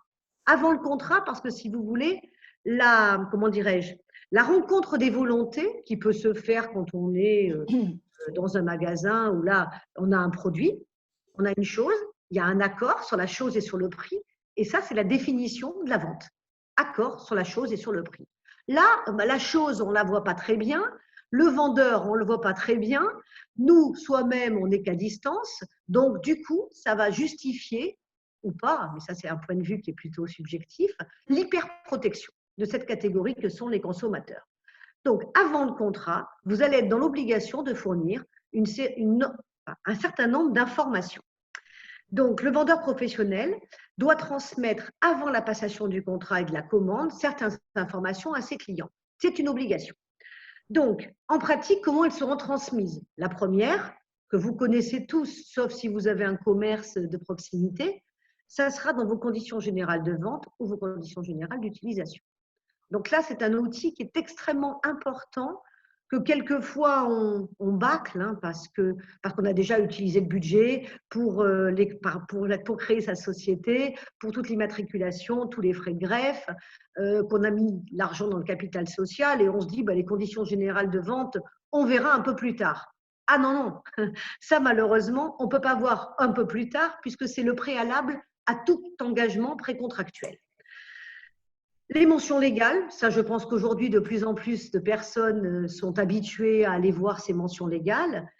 Et le devis, parce qu'effectivement, bien qu'il puisse y avoir des informations, il va falloir avoir un devis préalable pour voir si là encore les informations seront suffisantes. Alors, avant le contrat, là aussi, on a, donc je suis sur la slide juste d'avant, on est sur vraiment, avant la conclusion du contrat, les textes, ceux qui ont entendu parler, puisqu'on a des lois qui portent le nom de certains législateurs. Hein. Donc là, la loi fondatrice ou qui a vraiment parachevé ce qu'avait déjà prévu le Code civil et le Code de la consommation, c'est la loi dite loi Hamon. Hein. C'est M. Hamon, que tout le monde connaît, puisque c'est un parlementaire et un homme politique. En tout cas, il a fait un lobbying extrêmement important pour renforcer l'obligation d'information précontractuelle du vendeur à l'égard du consommateur. Et là, on a effectivement 2 articles qui sont cités qui obligent les vendeurs professionnels à fournir certaines informations à consommateurs et non seulement à les fournir, mais à les fournir dans un certain formalisme. Alors, là, on rentre effectivement, je suis désolée, on rentre un peu dans la technique, mais vous pouvez faire des photos des slides et vous savez aussi que nous mettrons sur notre site ce webinaire. Il est également enregistré. À première demande, on enverra nos PowerPoint, ce qui veut dire que vous pouvez rester extrêmement concentré sur les informations pour pouvoir essayer de les comprendre parce que c'est pas… Voilà. Et deuxième chose qui est un préalable que j'aurais dû faire en amont, ça m'a pris plus de 500 pages dans mes études de droit. j'interviens 10-12 minutes. Vous imaginez bien que je ne peux pas être exhaustive. C'est une obligation infaisable et injouable. Donc, je vous donne les clignotants qui doivent à un moment donné vous dire « Attention, là, il y a danger ». Je pars sur un domaine qui est très technique, très compliqué, qui est sanctionnable civilement et pénalement, hein, puisque je vous dis la protection du consommateur est très, très importante. Donc, je fais appel à un professionnel. Voilà. Hein. Donc là, notamment, l'article 1119 du Code civil prévoit que les conditions générales de vente ne sont opposables à une partie au contrat que si elles ont été portées à la connaissance du co-contractant. Bien, super, jusque-là, ça paraît extrêmement clair et ça l'est. En cas de conflit, parce que tant qu'il n'y a pas de conflit, vous n'avez pas besoin de professionnels, il n'y a pas de problématique. En cas de conflit, il va falloir rapporter la preuve que le consommateur a eu connaissance de ces conditions générales. Et cette preuve, vous imaginez bien qu'elle incombe aux professionnels, c'est-à-dire vous, société. Donc, il est fondamental que vous puissiez prouver que le client a eu connaissance des conditions générales et qu'il a apporté sa signature. Alors là, je vous ai mis effectivement un arrêt de la Cour d'appel de Versailles du 3 mai 2016. Les conditions générales de vente ne sont pas opposables à l'acheteur dans la mesure où elles n'avaient été ni signées ni paraphées par la société acheteuse et qu'elles ne sont évoquées que de manière tout à fait accessoire dans le contrat, qui ne précise à aucun moment qu'elles ont été remises à l'acheteur, qu'il en a pris connaissance ou qu'il les a acceptées. Je vous ai cité cette jurisprudence parce que d'abord, pour une fois, c'est accessible comme un des mortels, et deuxièmement, c'est extrêmement clair. Et donc, je pense que dans ces cas-là, vous pouvez vous remémorer ce que vous avez fait comme achat récent ou comme consultation de site récent. Et souvent, vous avez un petit carré en bas qu'il faut cocher. J'ai pris connaissance. Les sites les plus techniquement performants, ce sont ceux qui ne vous empêchent d'aller à la page d'après tant que vous n'avez pas cliqué. Parce que là, du coup, vous êtes obligé de signer. Donc, quelque part, c'est une garantie. Mais certains, ce n'est pas le cas. Donc, résultat, le professionnel que vous êtes, parce que là, on raisonne en termes de vous êtes le professionnel, ne va pas faire attention que le consommateur n'a pas cliqué. Et en cas de problématique, il ne pourra pas prouver que le consommateur a eu connaissance et a accepté ces conditions générales de vente. Donc, important, si vous êtes à l'étape où, et c'est le cas de beaucoup de nos clients, de refaire, d'améliorer nos sites, tout en respectant scrupuleusement tous les conseils qui vous ont été donnés précédemment par Sandrine Julien, effectivement, mettez cette petite précision pour vous protéger. Hein, ce n'est pas du tout pour vous ennuyer, c'est pour vous protéger. Alors, là, on a vu quelles étaient la forme. Hein. Alors, quelles sont ces informations qui sont à fournir aux consommateurs? Là, on arrive à la slide d'après. Alors, la première chose, on va caractériser 3 choses, le vendeur, le bien et les droits. Alors, le vendeur. Alors, j'allais dire, mais je fais un petit rappel quand même, parce que c'est l'occasion qui m'est donnée de faire un peu de préventif, plutôt que… Alors là aussi, hein, si vous pouvez aller voir un avocat en préventif et pas après coup, quand vous avez tout signé et quelquefois n'importe quoi, il ne faut pas me confondre. Nous ne sommes qu'avocats, pas magiciens. Donc, si vous venez nous voir en amont, les avocats coûtent beaucoup moins cher en amont en consultation qu'en aval en procédure. Donc, surtout vos papiers en tête et indépendamment de la vente à distance, et je profite de cette occasion pour le rappeler, vos papiers en tête, tous vos documents contractuels doivent mentionner votre identité, ce qu'on appelle la raison sociale, la dénomination, la forme juridique, vous êtes une SAS, vous êtes une SARL, votre numéro d'immatriculation ou au registre du commerce ou au registre des métiers ou un numéro SIRET si vous êtes profession libérale. Déjà, tout cela doit figurer systématiquement. Vos coordonnées, adresse postale, mail, numéro de téléphone. J'avoue que j'aimerais bien qu'un jour on supprime la télécopie parce que c'est l'élément le plus archaïque avec lequel je refuse. Moi, ça y est, j'ai plus de télécopie. Je l'ai enlevé du papier en tête et je considère qu'aujourd'hui, c'est vraiment archaïque dans le monde d'aujourd'hui. Alors voilà, déjà ça, c'est ce qu'il va falloir qu'il y ait sur tous vos documents, même si vous ne faites pas de la vente à distance, et sur tous vos documents, si vous faites aussi de la vente à distance. Mais ça sera plus sanctionné, plus sévèrement, encore dans la vente à distance, puisque la protection du consommateur est accrue. Deuxième chose, il va falloir déterminer le bien ou le service, puisque vous avez compris que ça pouvait être une prestation de service à distance ou un bien. Alors, il va falloir qu'il y ait les caractéristiques essentielles des biens ou du service vendu. Les prix des biens ou du service vendu, ça vaut pour les deux à chaque fois, les modalités de règlement de la commande, le coût de l'utilisation de la technique de communication à distance nécessaire à la conclusion du contrat, la date ou le délai de livraison des biens ou des services vendus. Donc là aussi, pas d'improvisation, c'est technique, vous le recopiez de façon basique, c'est un minimum. Troisième chose, quels sont les droits de votre contractant? Il faut que vous puissiez, non, vous devez les renseigner, c'est-à-dire, vous avez, on va le voir sur la slide d'après, mais on reste encore sur celle-là, les modalités d'exercice du droit de rétractation, parce que là aussi, ce droit de rétractation n'existe que très peu de fois. Et il existe notamment dans la vente à distance. Si vous ne mentez pas, si vous ne mentionnez pas dans votre site, dans vos conditions générales, enfin peu importe, quel que soit l'endroit où c'est situé, sur votre communication que le consommateur bénéficie d'un droit de rétractation, ce n'est pas compliqué, la vente est nulle. C'est QFD, c'est plié. Les garanties, donc là on va avoir deux sortes de garanties. Les vices cachés, la garantie de parfait achèvement ou la garantie de conformité. Les informations concernant le service après-vente, oui, en cas de difficulté, à qui font les réclamations, comment, par quoi, comment, voilà. Les informations relatives aux garanties légales et à leur mise en œuvre et la durée minimale des obligations contractuelles du consommateur. Donc ça, on est sur des informations nécessaires obligatoires. On va rentrer dans le détail. Donc, toujours dans ces informations à fournir, il va falloir en fournir d'autres. Si par hasard, vous avez une norme 9001 par exemple, vous la mentionnez. Si vous êtes adhérent à un code professionnel de bonne conduite, à un réseau, il faut effectivement non seulement que vous le mentionnez, mais que vous puissiez également mettre en ligne, sur que ce soit accessible au consommateur, la copie, le diplôme ou quoi que ce soit, s'il y a une activité qui est soumise à autorisation, et par exemple, les coordonnées de l'autorité qui l'a délivrée. On est toujours dans la transparence de l'information. Et on va rejoindre, ce n'est pas toujours le cas, hein, que le droit rejoigne la communication et le coaching, mais là, on aura un message qui va tous dans le même sens, c'est-à-dire transparence, éthique, sincérité.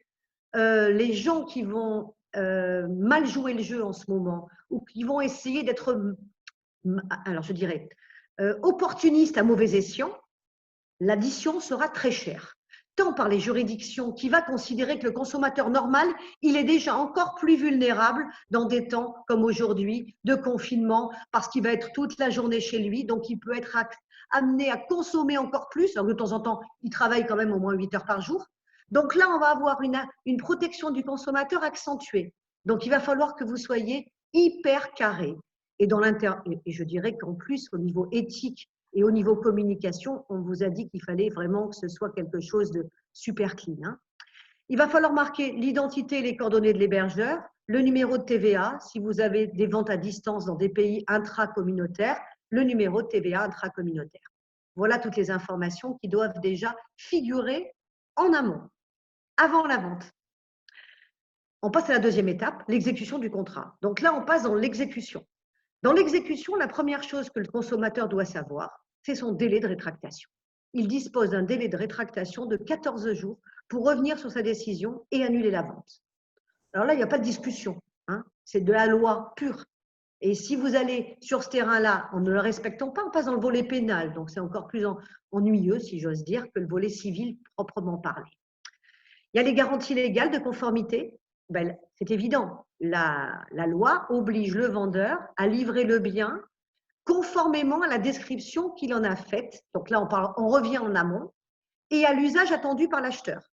Donc là, pareil, il faut, si vous essayez de faire, et là je fais une petite parenthèse qui n'est pas mentionnée dans les slides, si vous essayez de faire une publicité beaucoup trop dynamique, mais là on va changer de terme parce que dynamique c'est gentil, c'est quelque chose de positif, c'est une action volontaire mais positive.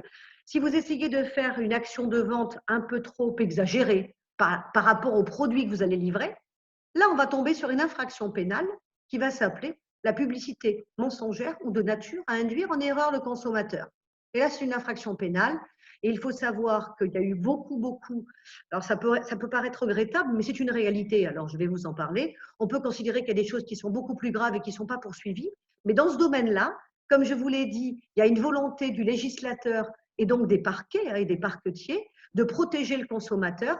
Il y aura souvent des poursuites, même pour des choses assez minimes, outre le fait que la class action, ce qu'on appelle l'action collective ou l'action de groupe, existe en France pour le droit de la consommation. Et ça veut dire que quand il y aura une association agréée par l'État dans certaines conditions, hein, mais bien évidemment, cette association pourra vous poursuivre et poursuivre au nom d'une grande catégorie de consommateurs qui auraient été abusés. Donc, vraiment, clignotant super rouge là. Garantie pour les vices cachés, troisième garantie. Le vendeur doit garantir le produit contre les défauts cachés de la chose vendue qui la rend impropre à l'usage auquel on la destine ou qui diminue tellement cet usage que l'acheteur n'aurait pas acquise ou en aurait donné un moindre prix s'il avait connu les vices cachés.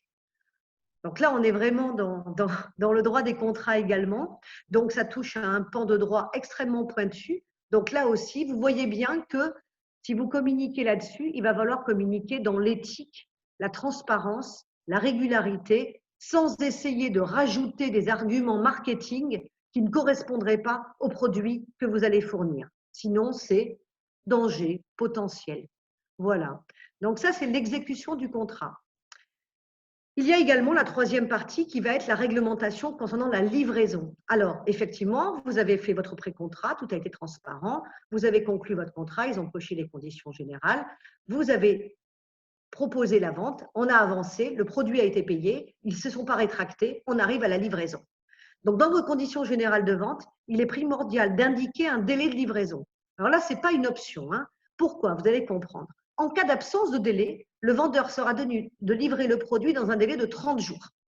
Donc là, si vous êtes en retard et que vous n'avez pas marqué que le délai pourrait être supérieur, compte tenu éventuellement des spécificités de fabrication de votre produit, vous êtes responsable.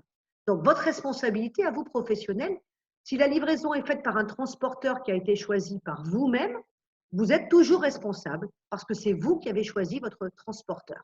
Et donc, vous êtes responsable de la bonne exécution de la commande, sauf exception. Parce que dans le droit, on a toujours des principes et des exceptions. Si la livraison est faite par un transporteur choisi par le client, et ça maintenant, si vous vous mettez dans la tête en vous inversant les tendances, en vous mettant à la place d'un consommateur, quelquefois, vous voyez, les sites prévoient soit des vendeurs qui recommandent, soit ils proposent que vous choisissiez vous. Ah ben, si c'est vous qui choisissez, c'est le transporteur qui engage sa responsabilité et ça ne sera pas le vendeur. Voilà, donc ça c'est ce qui concerne la livraison.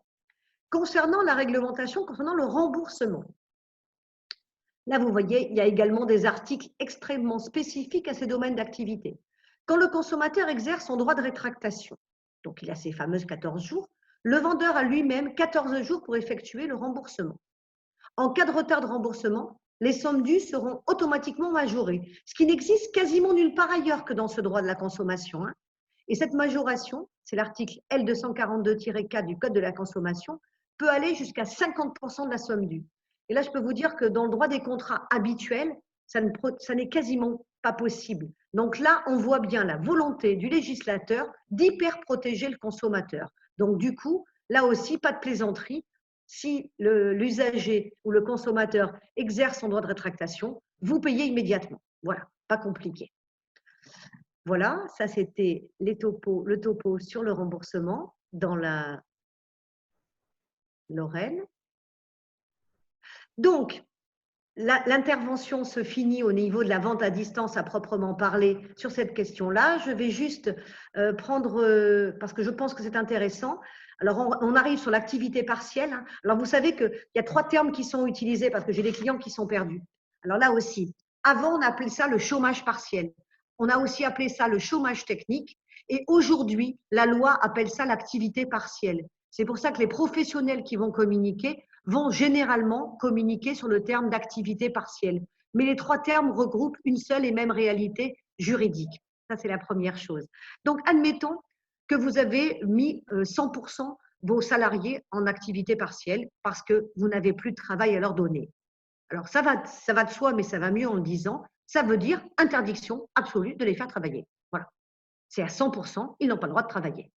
Alors, éventuellement, vous pouvez leur… Alors là, on parlait des mails de tout à l'heure, de garder le lien avec l'équipe. Vous pouvez bien sûr prendre leurs nouvelles. On ne va pas vous reprocher de prendre leurs nouvelles. Hein, mais vous n'avez pas le droit de leur demander une prestation. Si vous sentez que vous allez avoir besoin d'eux, sachez que le nombre d'heures déclarées est déclaré en fin de mois pour l'activité partielle. Donc, vous avez tout le loisir de déclarer ce qui s'est réellement passé. Si vous voulez donner une lisibilité à vos salariés, ce qui me paraît être raisonnable et de bon temps en ce moment où les gens sont quand même, et les salariés, angoissés par leur propre devenir. Il n'y a pas que le chef d'entreprise. Le salarié, s'il ne voit pas la trajectoire que le leader de l'entreprise a dans la tête et s'il ne connaît pas les décisions qui sont en train d'être prises, il peut avoir peur de perdre son emploi. Donc, un peu de transparence, ça fait du bien. Deuxièmement, si vous savez que vous allez quand même avoir besoin un peu de lui, déclarez-le à 10 ou 20% du temps de travail. Et là, au moins, il n'y aura pas de difficulté. Mais là encore, on va rester sur les critères de transparence et d'éthique. Et ce n'est pas un mot qui est sexy ou marketing. C'est un mot qui veut vraiment dire quelque chose. Ça veut dire que si vous lui demandez de travailler 20% du temps, vous le payez 20% du temps. Il y aura un complément qui va être fait par l'activité partielle. Mais ça veut dire que vous ne lui demandez pas de travailler à 70%. Vous lui demandez à 20% parce qu'il fait 20%.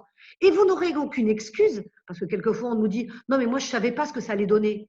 Oui, mais comme ça se déclare en fin de mois, vous savez très bien, rétrospectivement, le nombre d'heures qu'il a travaillé. Donc, intérêt de dire aux salariés « Normalement, j'ai besoin de vous, allez, 10%, allez, 20%, 25%, si on est sur un 35 heures, allez, un jour sur 5. » Et puis après, il se passe qu'il y a un gros devis qui arrive, ce qui peut arriver, et je vous le souhaite à tous. Il peut y arriver une commande qui demande qu'on le fasse travailler davantage. Eh bien, super. Dans ces cas-là, vous allez augmenter son temps de travail en lui demandant par écrit et vous allez effectivement déclarer le temps qui a été réellement effectué. Alors, si c'est 35, si c'est 40, en tout cas, déclaration juste, c'est une évidence. Alors, dernière chose, et j'en aurai fini avec ma parenthèse droit du travail, comment surveiller? Ça, c'est la question que me posent tous mes clients. Comment je fais à surveiller? Comment je fais à savoir? Parce qu'effectivement, notamment pour certaines femmes ou certains hommes qui font du télétravail et qui ont des enfants en bas âge, on a remarqué que quelquefois, ils travaillent de 20h à 1h du matin.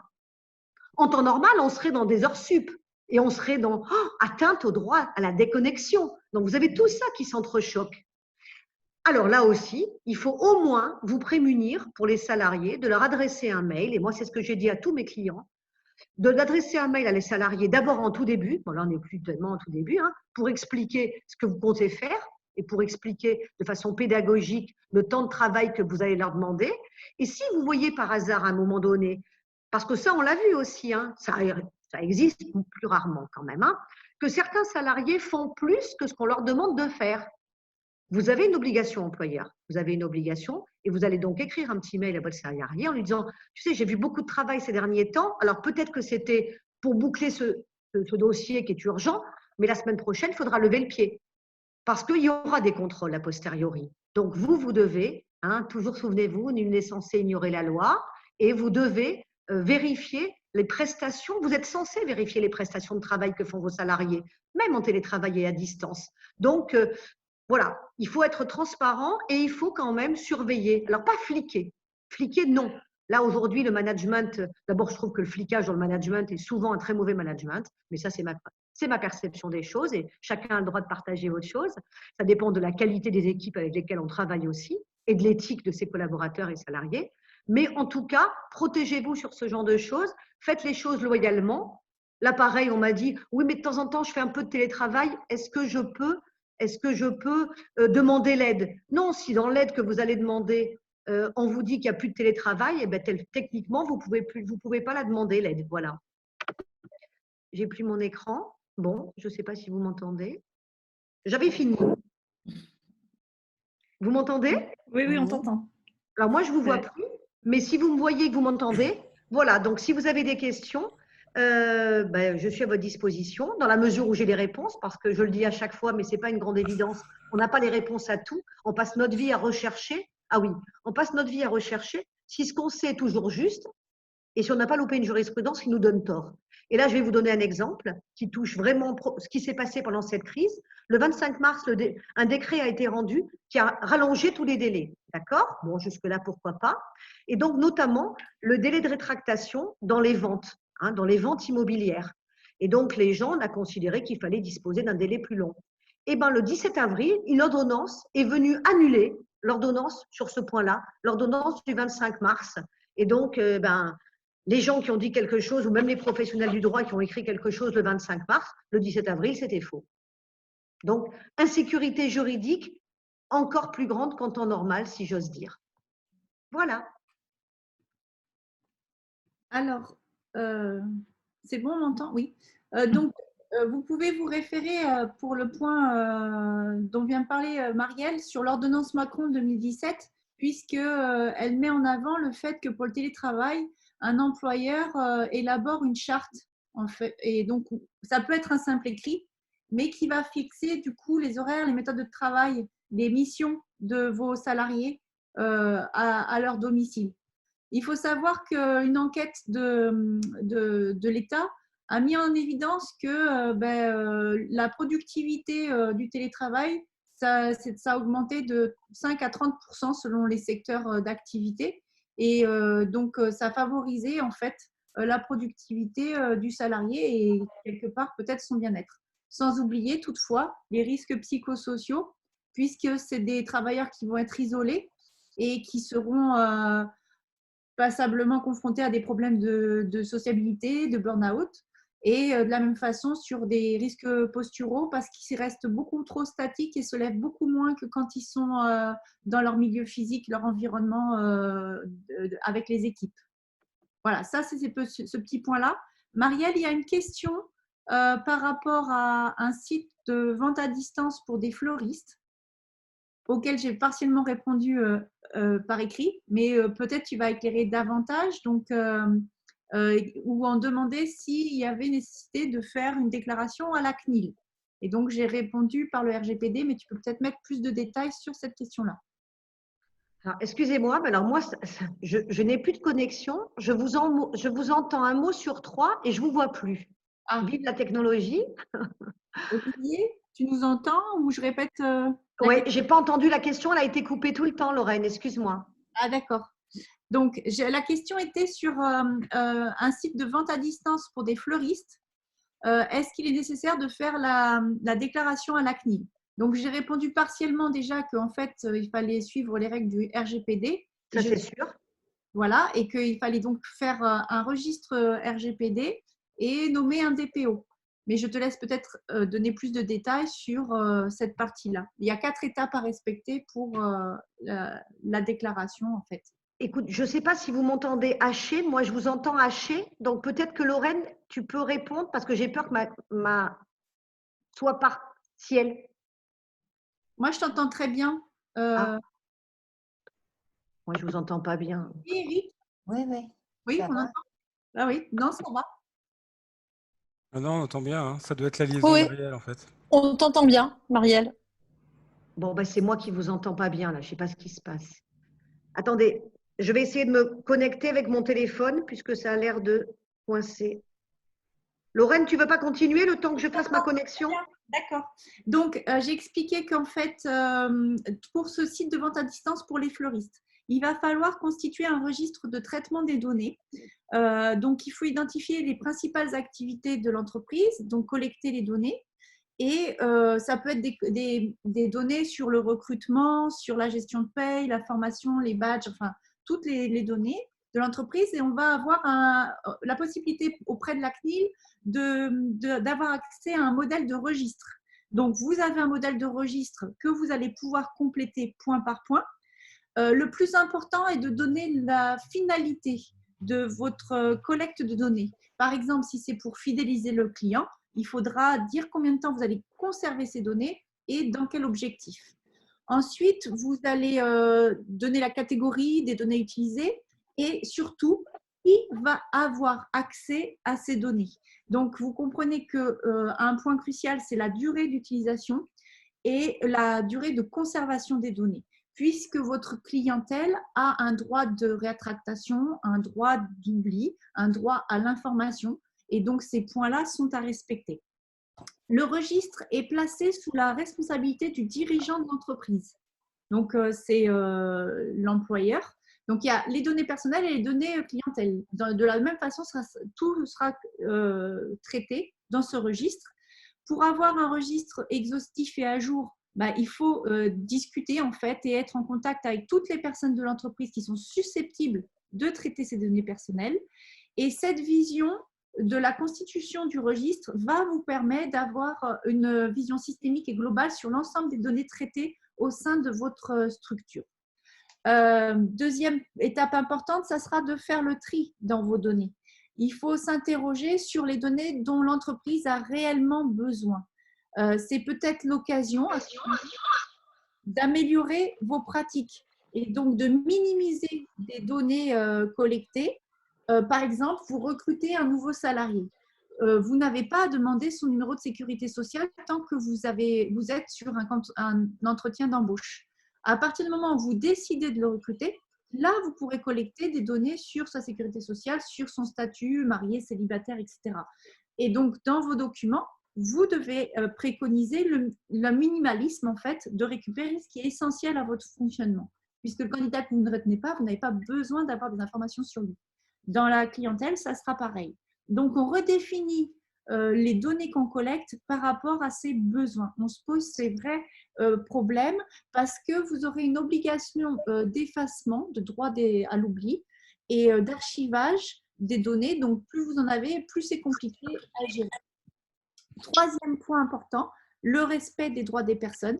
Donc, il faut informer les personnes pourquoi vous collectez ces données, à quoi elles vont vous servir, qu'est-ce qui vous autorise à les collecter, qui a accès, combien de temps vous les conservez, les modalités selon les personnes auront le droit en fait de faire exercer via un message, sur un site internet, via une adresse dédiée, par un courrier postal. Donc sur votre site, ça peut être un site un petit mail de désinscription, tout simplement. Vous voyez des fois ça passer, ou des cases à cocher pour pouvoir entraîner le droit de rétractation ou le droit d'oubli en fait des données personnelles. C'est pas parce que vous serez hors Union européenne que vous n'êtes pas encadré par le RGPD, puisque le RGPD est un règlement de protection des données européen. Et à partir du moment où votre entreprise commercialise un produit sur le territoire européen, eh bien, effectivement, il va être soumis à cette législation, même si la maison mère se situe au Brésil, hein, d'accord, ou n'importe quel autre pays. À partir du moment où on vend sur l'Union européenne, on est soumis à cette obligation RGPD. Donc, pour faciliter les droits de rétractation, on informe son client en fait sur ses droits, son droit d'accès, son droit de rectification, son droit d'opposition, son droit d'effacement, la portabilité et la limitation du traitement. Donc, au moment, c'est pour ça la petite case j'ai coché, j'ai lu les conditions générales de vente a toute son importance parce que depuis mai 2018, vous avez vu apparaître souvent des informations sur la collecte des données personnelles. Et enfin, très important, vous devez avoir des réflexes de sécurisation des données. C'est-à-dire qu'il y a un DPO, donc une personne dédiée pour l'opérationnel sur les traitements informatiques. Et donc, vous devez sécuriser. Alors, tant que vous n'êtes pas un établissement de santé, vous n'êtes pas obligé d'avoir un hébergeur agréé pour le traitement des données de santé. Mais déjà, savoir que votre hébergeur répond à certaines normes de certification va être important. Et c'est pour ça qu'on mentionne dans son site, d'ailleurs, l'hébergeur qui héberge notre site, parce que ça va permettre d'avoir une référence par rapport à des problèmes des risques de perte de données ou de piratage. Voilà, dans les grandes lignes, le RGPD et la réglementation qui va derrière le site Internet. Merci beaucoup, Lorraine, d'avoir pris au fil. De rien. Alors, est-ce qu'il y aurait d'autres questions maintenant, un peu dans tous les domaines vous pouvez lever la main ou directement prendre la parole. Voilà, alors. Sinon, on peut passer la parole à Sandrine qui devait présenter le GIE. Non, il y a Daisy Devino, vous avez envie de poser une question. Oui. Alors, ce n'est pas question, mais par rapport de ce qu'Éric a dit, des visions collectives. C'est une magnifique l'occasion de partager avec vous. Moi, je suis intéressée de physique quantique et j'écoute souvent super coach et ce médecin qui s'appelle Bruce Lipton. Je ne sais pas si vous avez entendu quelquefois des souches qu'on peut faire soigner les gens par rapport aux souches. Vous avez entendu, non? Avec les cellules souches. Voilà. Et c'est lui qui a inventé tout ça. Alors, c'est une personnalité très connue dans le monde de médecine. Et c'est lui aussi qui a créé, premier médecin qui a créé le pont entre science et médecine. Et aujourd'hui, il a partagé quelque chose avec les autres. Moi, j'ai mis sur mon site Facebook. Alors, c'est une énergie collective et il demande tout le monde, dans le monde entier, à chaque pays, quand ça donne 11 heures, alors 1 plus 1, ce n'est pas 2, c'est 11. Alors tout le monde qui ont 11 heures, n'importe quel pays, ils demandent de partager énergie collective pour la bonne santé de la Terre et pour nous tous, parce qu'on a besoin. Ce n'est pas hocus pocus, ce n'est pas abracadabra, ce sont les ondes qu'on envoie entre nous pour renforcer notre force. C'est pour créer des champs électromagnétiques positifs. Alors, on pense positivement tout le monde à 11 heures, s'il vous plaît.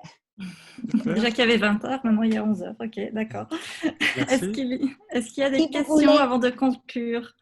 Si vous voulez écouter ça, parce que ça c'est en anglais, et vous pouvez rentrer sur mon Facebook, c'est partagé pour tout le monde, des idées Divina, et vous pouvez écouter ça, c'est vraiment génial. C'est un monsieur extraordinaire. Merci beaucoup, Daisy. Je vois que vous avez des choses à dire et donc j'espère que vous appliquerez nos beaux conseils sur vos réseaux. Est-ce qu'il y a d'autres questions? Sinon, on va conclure parce que je souhaitais terminer tout simplement en vous expliquant très très brièvement qu'est-ce que c'est Compétences Plus. Alors, ce webinaire vous a été proposé par Compétences Plus. En effet, Lorraine, Olivier, Eric, Marielle et moi-même, nous faisons partie de ce GIE. Alors, qu'est-ce que c'est le GIE Compétences Plus? C'est un accélérateur de start-up et sociétés en croissance que nous avons créé. Nous sommes très experts et nous réunissons toutes les compétences nécessaires pour la croissance des start-up ou des entreprises qui souhaitent se développer. C'est un concept unique en France qui s'articule autour d'une méthode en 3 étapes. L'étape 1 est toujours offerte. C'est un diagnostic très utile pour faire le point sur la situation, connaître vos forces et vos faiblesses et commencer à entrevoir un plan d'action cohérent. Cette étape se fait avec Olivier, c'est ce dont parlait au tout début de l'intervention Lorraine, si vous vous souvenez bien. L'étape 2 s'opère avec les membres du GIE qui sont nécessaires à la réussite de votre projet. Nous les sélectionnons avec vous et ils réalisent un audit avec des recommandations très concrètes. Ce document va vous crédibiliser, vous renforcer et donc, par exemple, vous permettre de réussir une levée de fonds. Levée de fonds que nous pouvons opérer grâce à un de nos membres qui s'appelle Toufik Lamèche de la société Phoenix Innovation. Cela, c'est l'étape 3 qui se poursuit donc avec la réalisation des recommandations décrites dans l'audit. Alors, précision très importante. L'étape 2 d'audit est payante puisque c'est un vrai gros travail utile que nous réalisons à plusieurs. Mais pour nos réseaux partenaires et pour les auditeurs de ce webinaire, nous avons décidé de l'offrir. Donc c'est une très grande opportunité. Saisissez-la. Et je termine juste par remercier nos partenaires, Alliance et CIC et les petites affiches. Donc voilà, merci à tous. Lorraine, si tu souhaites conclure. On remercie aussi l'UPE, le réseau UPE 06. Pour Oui, je vais juste dire un mot là-dessus.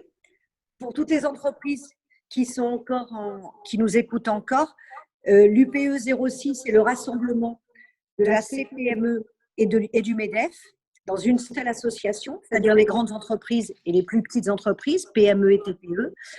Et effectivement, il y a tout un intérêt pour que nous soyons le plus représentatifs possible des chefs d'entreprise, d'adhérer à ce mouvement patronal pour que votre voix se fasse entendre. Voilà.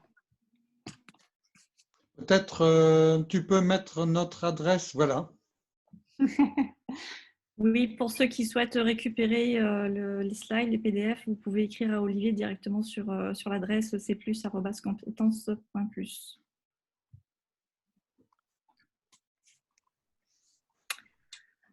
Voilà, donc Lorraine, si tu veux conclure et mettre fin au webinaire. Voilà, je pense qu'il n'y a plus de questions. On a des remerciements pour nos interventions. Nous vous remercions également de nous avoir suivis et espérons avoir répondu au maximum à vos questions par nos présentations. Et continuez de travailler sur vos business plans, Gisèle, et n'hésitez pas à revenir vers nous. Parce qu'on est une task force et on y va. Merci à tous. Très bon après-midi. Bon après-midi. À bientôt. Au revoir. À bientôt. Merci. Au revoir. À bientôt. Au revoir.